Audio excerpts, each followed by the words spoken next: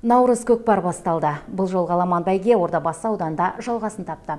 Ат құлағында ойнайтын нағыз сайыпқыран шабандоздар осында жиналған.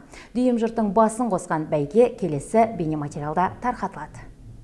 Қазақтың той төресі көкпарым, көкпарда сен ойнағың көкпәрім, менің сен тамашаңа барқайсың.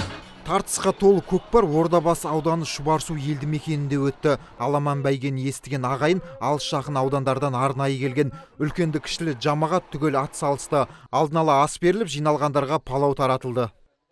Мынау қазақ халқының хандығының 550 жылдығы, мынау алдымыздағы Наурыз мерекесінің құрметіне және ұлы жеңісіміздің 70 жылдығына арнап жастар ұйымдасып беріп жатыр екен.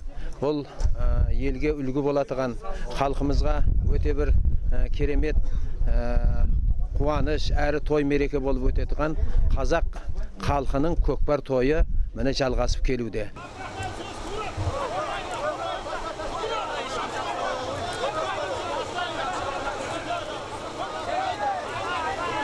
Жыл сайын үрдіске айналған дәстүрлі көкпар биылда өз жалауын көтерген. Яғни бұл көкпарды ұлттық спорттың дамуына ат салысу мақсатында ауыл жастары ұйымдастырған. Шабандоздар көкпардың жылдан жылға жанданып келе жатқандығына қуанады. 90 жылдардан бастап осы ат жалында көкпар ойынына араласып, мына көкпар несінде әйтеуір шамамыз келген шауып, бар өнерін қазақтың әйтеуір елге жұртқа танытып жүрген жеріміз бар. Қазақ көкпар дами берсін, өсіп, жылдан жылға көкпар тойымыз көбейе берсін. Бақтыбай палуан келе жатыр, Орта Азияның чемпионы, жаңа талаптың тумасы.